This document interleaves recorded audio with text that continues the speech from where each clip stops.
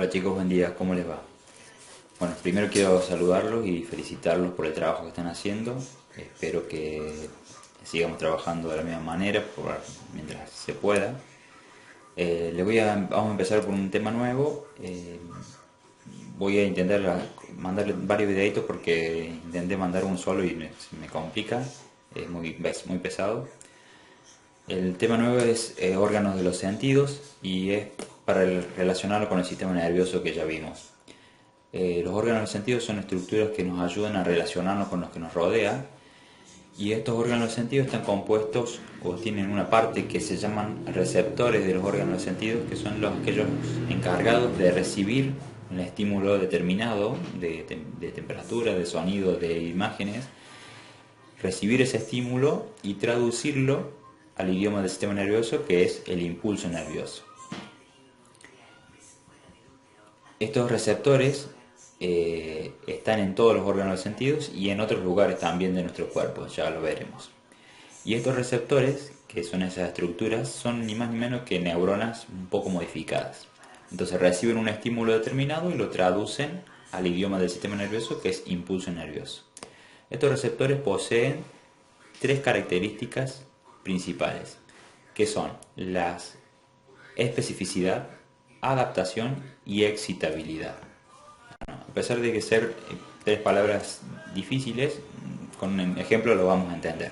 La especificidad se refiere a que los receptores son específicos para una determinada naturaleza del estímulo y solamente reciben ese tipo de estímulo. Por ejemplo, los receptores del oído reciben estímulos de ondas sonoras, después lo vamos a ver bien, de ondas sonoras, y solamente reciben ese estímulo. Si nosotros nos colocamos una imagen, una foto en nuestro oído, no somos capaces de saber qué tiene esa imagen. Si nosotros nos ponen unas gotas de algo salado o algo dulce, nuestro oído no se da cuenta si es salado o es dulce. El oído es específico para el sonido. Lo mismo pasa con los otros sentidos. Si en nuestra lengua nos colocamos una imagen, tampoco vamos a ver. Si nos mandan un sonido en la lengua, tampoco vamos a ver qué es lo que está diciendo. Si nos damos cuenta si es algo dulce, salado, ácido, ¿sí? Entonces los receptores son específicos para un estímulo determinado. La adaptación se refiere cuando un estímulo estimula a un receptor en forma constante a lo largo del tiempo, los receptores se adaptan. Un ejemplo, por ejemplo, cuando nosotros estamos en una habitación y hay olor a gas, al principio sentimos ese olor a gas, pero al cabo de un tiempo de que esas moléculas de gas ingresan a nuestra nariz, estimulan en forma constante a los receptores de la nariz, al cabo de un tiempo los receptores se adaptan y dejan de mandar información al cerebro, dejan de traducir esa información y mandarla al cerebro y no nos damos cuenta de que hay olor a gas. Si alguna persona ingresa a la habitación donde hay olor a gas y estamos nosotros, esa persona sí se va a dar cuenta de que hay olor a gas porque sus receptores todavía no se adaptaron. Ese ejemplo también lo podemos traducir, por ejemplo, al tacto. Cuando nosotros usamos un reloj, al principio nos damos cuenta que tenemos puesto el reloj, al cabo de un rato ni nos enteramos. Y eso es porque los receptores de la piel se adaptaron y no mandan información al cerebro. O tener anteojos, una gorra, bueno, todos los receptores se adaptan. Los únicos que no se adaptan son los receptores del dolor. Esos no se adaptan. Y la última característica es la excitación o excitabilidad. Es lo que vimos nosotros cuando vimos umbral. ¿Se acuerdan cuando decíamos que para que se dispare un impulso nervioso el estímulo debería ser igual o superior al umbral? Debería ser de un determinado tamaño para que se pueda estimular a que se produzca el impulso nervioso. Bueno, como dijimos recién, los receptores son ni más ni menos que neuronas un poco modificadas. Y para que estas neuronas se estimulen, el estímulo debe ser igual o superior al umbral. El ejemplo que vimos nosotros de la pestaña y la tiza en la mano sería un ejemplo.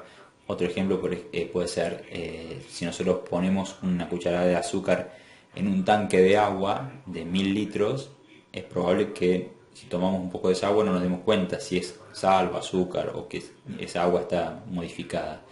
En cambio, si esa misma cucharada la colocamos en un vaso y tomamos de ese vaso, sí nos vamos a dar cuenta. Y eso es porque el estímulo es igual o superior al umbral y se alcanza a estimular a este receptor. Si el estímulo es químico, los receptores se llaman quimiorreceptores, como los del olfato o el gusto, que son sustancias químicas las que nosotros ingresamos a nuestra boca o las que ingresan por nuestra nariz. Se llaman fotorreceptores a los receptores de luz y los que son estimulados por luz, como por ejemplo la de nuestra vista. Y se llaman mecanorreceptores a los receptores que reciben estímulos de presión, de mecánicos, ¿sí? Por ejemplo, también los del tacto. Los del tacto son mecanorreceptores, perdón, y termorreceptores. Y los del oído también son mecanorreceptores. Después les voy a explicar cómo es que se produce el efecto del mecánico en el oído. Y la otra forma de clasificación es de acuerdo a de dónde reciben el estímulo. Si el estímulo lo reciben del exterior, de lo que nos rodea, se llama exteroreceptores. Los órganos de los sentidos, los 5 órganos de sentidos que nosotros conocemos, reciben estímulo del exterior. Es decir, los receptores son exteroreceptores. Recibimos estímulos de luz de afuera, de sonidos de afuera. Las cosas que ingresamos a nuestra boca, a nuestra nariz, son de afuera. Los sonidos son de afuera. Pero hay receptores que reciben estímulos del interior y a ellos se les llaman interoreceptores. Son receptores que están en el interior de nuestro cuerpo y pueden determinar o medir sustancias químicas, medir movimientos, lo que nosotros hablábamos antes de las que eran las vísceras y cómo funciona la parte interna, que el sistema nervioso también se entera. Bueno, se entera porque hay receptores en el interior de nuestro cuerpo que mandan información al cerebro y el cerebro controla esas funciones, ¿sí? Entonces a esos que están en el interior de nuestro cuerpo se llaman interoreceptores.